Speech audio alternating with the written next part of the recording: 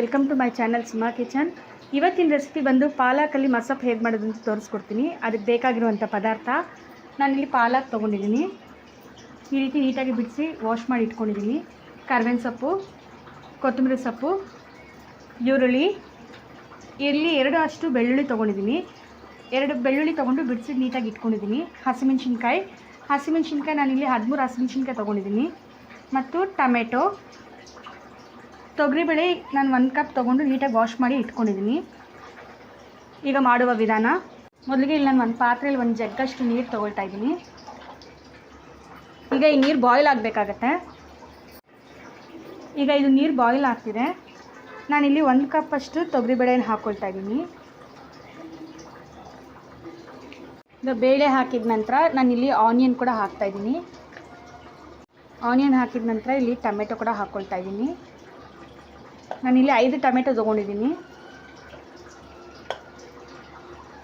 ಮತ್ತು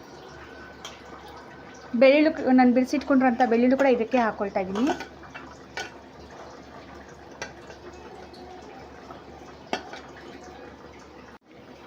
ನಾನಿಲ್ಲಿ ತೊಗೊಂಡಿರೋಂಥ ಖಾರಕ್ಕೆ ಹಸಿಮೆಣ್ಸಿನ್ಕಾಯಿ 15 ತೊಗೊಂಡಿದ್ದೀನಿ. ನಿಮಗೆ ಎಷ್ಟು ಬೇಕೋ ಅಷ್ಟು ಖಾರ ಯೂಸ್ ಮಾಡ್ಕೋಬೋದು.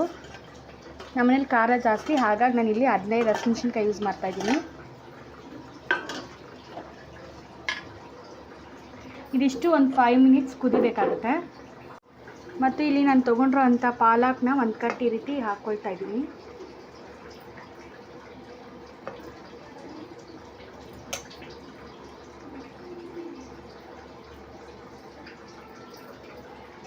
ಈ ರೀತಿ ಒಂದ್ಸರಿ ನೀಟಾಗಿ ಮಿಕ್ಸ್ ಮಾಡ್ಕೊಳ್ಳೋಣ.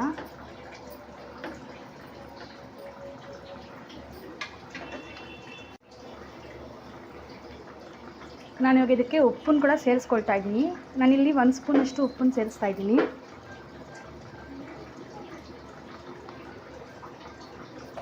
ಇವಾಗ ಇದಿಷ್ಟು ನೀಟಾಗಿ ಕುದಿಬೇಕಾಗುತ್ತೆ.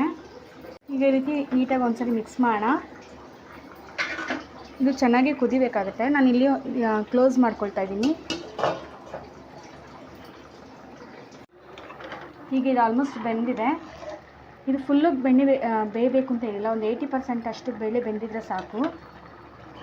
ಇವಾಗ ಇದಾಗಿದೆ. ಸೊ ಇದು ನಾನು ಆಫ್ ಮಾಡ್ತಾಯಿದ್ದೀನಿ. ನೋಡಿ, ಬೇಳೆ ಈ ರೀತಿ ಬೆಂದರೆ ಸಾಕು. ನಾನಿವಾಗ ಇದನ್ನು ಸ್ಟವ್ನ ಆಫ್ ಮಾಡ್ಕೊಂಡಿದ್ದೀನಿ. ಇದು ಕಂಪ್ಲೀಟಾಗಿ ಕೂಲ್ ಆಗಬೇಕಾಗತ್ತೆ. ಇವಾಗ ಇದು ಕೂಲ್ ಆಗಿದೆ. ನಾನೊಂದು ಪಾತ್ರೆಗೆ ಬೊಗ್ಗಿಸ್ಕೊಳ್ತಾ ಇದ್ದೀನಿ. ನಾನು ಇದೊಂದು ಪಾತ್ರೆಗೆ ಬೊಗ್ಗಿಸ್ಕೊಂಡಿದ್ದೀನಿ. ಸೊಪ್ಪು, ನಾವು ಹಾಕಿರೋಂಥ ಬೇಳೆ, ಬೆಳ್ಳುಳ್ಳಿ ಎಲ್ಲ ಇದರಲ್ಲಿದೆ. ಈ ರಸನ ವೇಸ್ಟ್ ಮಾಡಿಕೊಡ್ದು ಇದೇ ರಸಕ್ಕೆ ನಾವು ರುಬ್ಕೊಂಡಿರೋದನ್ನ ಹಾಕೋಬೇಕಾಗತ್ತೆ. ಇವಾಗ ಇದನ್ನು ನಾನು ಮಿಕ್ಸಿ ಜಾರ್ಗೆ ಹಾಕಿ ಗ್ರೈಂಡ್ ಮಾಡ್ಕೊಳ್ತೀನಿ. ನೋಡಿ, ಇದನ್ನು ಸೊಪ್ಪು ಮತ್ತು ನಾವು ಬೇಯಿಸಿಟ್ಕೊಂಡಿದ್ವಲ್ಲ ಅದನ್ನೆಲ್ಲನೂ ಈ ರೀತಿ ತರ್ತರಿಯಾಗೆ ಗ್ರೈಂಡ್ ಮಾಡ್ಕೊಂಡಿದ್ದೀನಿ.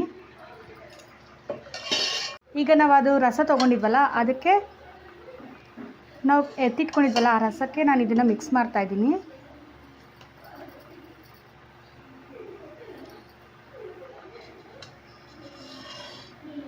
ಈಗ ನೋಡಿ, ಇದನ್ನು ನೀಟಾಗಿ ಮಿಕ್ಸ್ ಮಾಡ್ಕೊಳ್ಳೋಣ ಈ ರೀತಿ.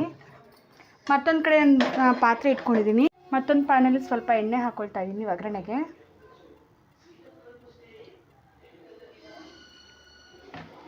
ಇದು ಎಣ್ಣೆ ಸ್ವಲ್ಪ ಬಿಸಿ ಆಗಬೇಕಾಗತ್ತೆ. ಇಲ್ಲಿ 2 ಒಣಮೆಣ್ಸಿನ್ಕಾಯಿ ಕೂಡ ನಾನು ಒಗ್ಗರಣೆಗೆ ತೊಗೊಳ್ತಾ ಇದ್ದೀನಿ. ಇದಿಷ್ಟು ನೀಟಾಗಿ ಫ್ರೈ ಆಗಬೇಕಾಗತ್ತೆ. ಇದಕ್ಕೆ ಒಗ್ಗರಣೆಗೆ ನಾವು ಇಂಗು ಕೂಡ ಬಳಸ್ಬೋದು. ಆದರೆ ಇವತ್ತು ನನ್ನ ಮನೇಲಿ ಇಂಗು ಖಾಲಿ ಆದ್ದರಿಂದ ನಾನು ಬಳಸಿಲ್ಲ.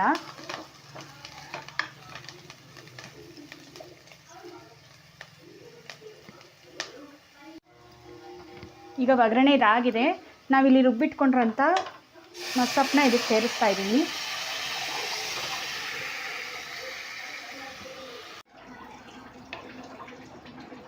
ನೋಡಿ, ಇದು ಒಂದು 2 ನಿಮಿಷ ಕುದಿಬೇಕಾಗತ್ತೆ. ನಾನಿಲ್ಲಿ ಸ್ವಲ್ಪ ಕೊತ್ತಂಬರಿ ಸೊಪ್ಪನ್ನು ಕೂಡ ಸಣ್ಣಕ್ಕೆ ಹೆಚ್ಚಿರೋದನ್ನ ಇಲ್ಲಿ ಮೇಲ್ಗಡೆ ಹಾಕ್ಕೊಳ್ತಾ ಇದ್ದೀನಿ.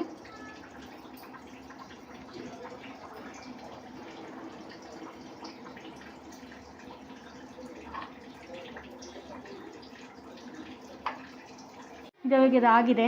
ಇದು ಚೆನ್ನಾಗಿ ಕುದ್ದಿದೆ ಕೂಡ. ನಾನು ಸ್ಟವ್ನ ಆಫ್ ಮಾಡ್ಕೊಳ್ತಾ ಇದ್ದೀನಿ. ನಾನೊಂದು ಸರ್ವಿಂಗ್ ಬೌಲ್ಗೆ ಇದನ್ನ ಹಾಕ್ಕೊಳ್ತಾ ಇದ್ದೀನಿ. ಈಗ ಇದು ಮಸಪ್ ಆಗಿದೆ. ಈ ವಿಡಿಯೋ ನೀವು ಮನೇಲಿ ಈ ರೀತಿ ಒಮ್ಮೆ ಟ್ರೈ ಮಾಡಿ. ನಿಮ್ಗೆ ಹೇಗೆ ಬಂತು ಅಂತ ನನಗೆ ಕಾಮೆಂಟ್ಸ್ ಮುಖಾಂತರ ತಿಳಿಸಿ. ಈ ವಿಡಿಯೋ ನಿಮ್ಗೆ ಇಷ್ಟ ಆದಲ್ಲಿ ದಯವಿಟ್ಟು ಲೈಕ್ ಮಾಡಿ, ಶೇರ್ ಮಾಡಿ, ಸಬ್ಸ್ಕ್ರೈಬ್ ಆಗೋದನ್ನ ಮಾತ್ರ ಮರಿಬೇಡಿ. Thanks for watching.